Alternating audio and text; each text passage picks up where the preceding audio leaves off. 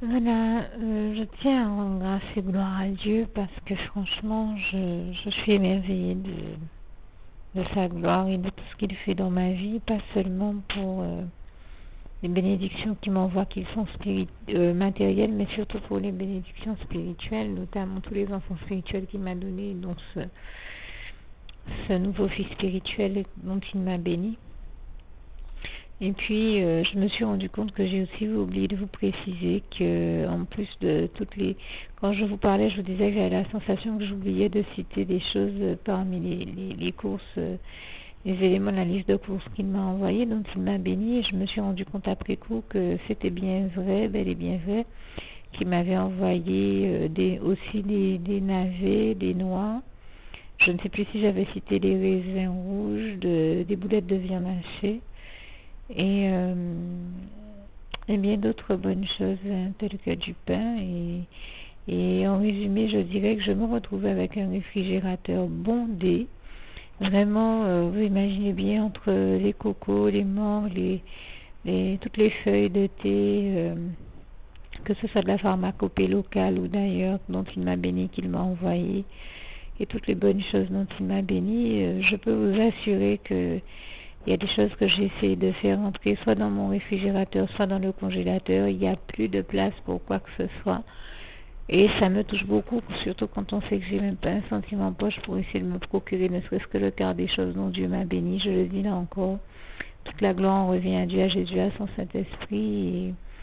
Et je le remercie. Je n'aurais jamais imaginé que, en venant à Dieu, que j'aurais été aussi béni par lui. Je dis vraiment, toute la gloire revient à Dieu, à Jésus, à son Saint-Esprit. Merci Seigneur, je t'aime et nous t'aimons tous, nous tous tes enfants. Nous, honneur et gloire à toi éternel, mon Dieu Jésus, d'amour, Saint-Esprit. Merci Seigneur encore. Je précise à toutes fins utiles que si j'ai dit en commentaire que mon frigo était rempli au point que je ne pouvais rien y rajouter, ce n'était pas pour faire mal ou embêter qui que ce soit, ou encore moins rendre envieux qui que ce soit, d'autant que j'ai même précisé que je n'ai même pas un sentiment en poche pour me procurer ou prendre des éléments qu'il contient. Donc c'est vous dire que je ne me vante pas d'une quelconque réussite matérielle, je n'ai pas la sensation d'être dans ce cas de figure, mais que je cherche tout simplement à démontrer la gloire de Dieu dans ma vie et aussi à montrer que l'un des plus grands secrets du bonheur, c'est l'obéissance à Dieu et que quand on obéit à Dieu, et même quand on n'a pas d'argent, qu'on n'a pas un sentiment en poche, eh bien Dieu nous bénit et qu'il fait toujours en sorte que nous ne manquions de rien, comme le psaume 23, verset 1 nous le démontre bien. L'Éternel est mon berger, je ne manquerai de rien. Ou encore Philippiens 4, verset 19, et mon Dieu pourvoira à tous vos besoins selon ses richesses et avec gloire en Jésus-Christ.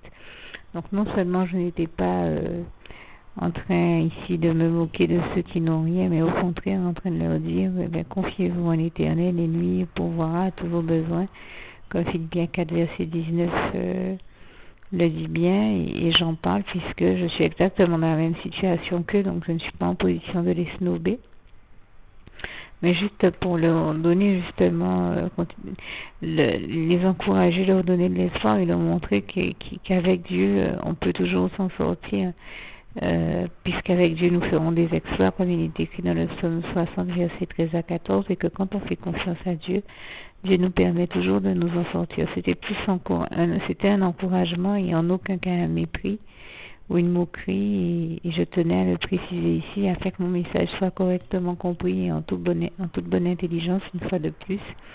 Jamais je ne me permettrai de me moquer de ceux qui sont démunis puisque je suis moi-même dans la même situation.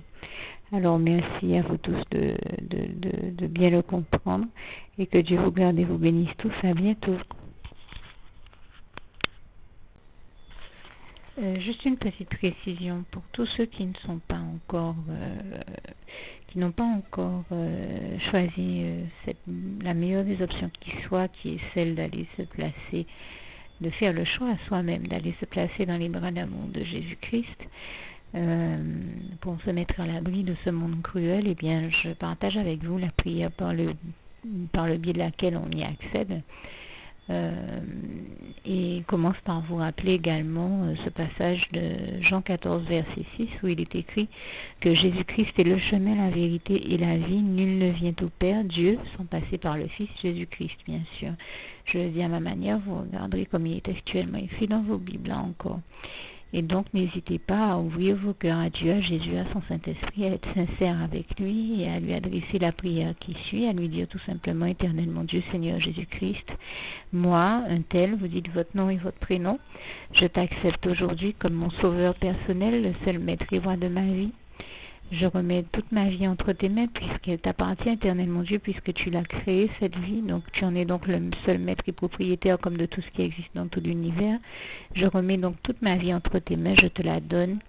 Merci, Éternel mon Dieu, aussi de permettre que cette vie que tu m'as donnée continue à être à ta gloire et que je continue à te servir, à t'appartenir pour l'éternité, d'éternité en éternité. Merci aussi, Seigneur, de faire que je continue donc à te servir et à t'appartenir pour l'éternité, d'éternité en éternité. Et aussi, Seigneur, de m'accorder la grâce de ton pardon et de ta miséricorde pour tous les péchés que j'ai commis tout au long de ma vie, jusqu'à la date d'aujourd'hui incluse. Et c'est au nom puissant du Seigneur Jésus-Christ que j'ai fait cette prière. Et à vous tous qui avez fait cette prière, je vous dis que Dieu vous bénisse abondamment, puissamment, richement. Et surtout, n'hésitez pas à la partager avec tous vos proches et contacts, amis, membres de vos familles, collègues, bien-aimés, tous ceux que vous aimez. Et surtout tous ceux à qui Dieu vous mettra à cœur, avec qui Dieu vous mettra à cœur de la partager.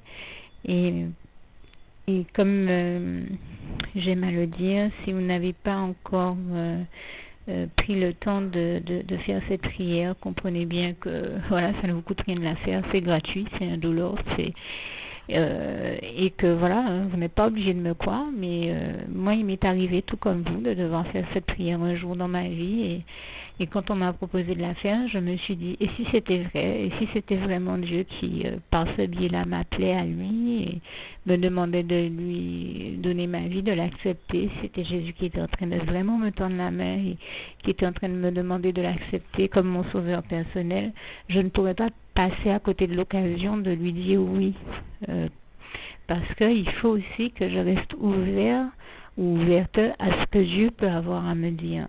Il faut que je garde mon cœur et mon intellect ouvert à ce que Dieu peut avoir à me dire.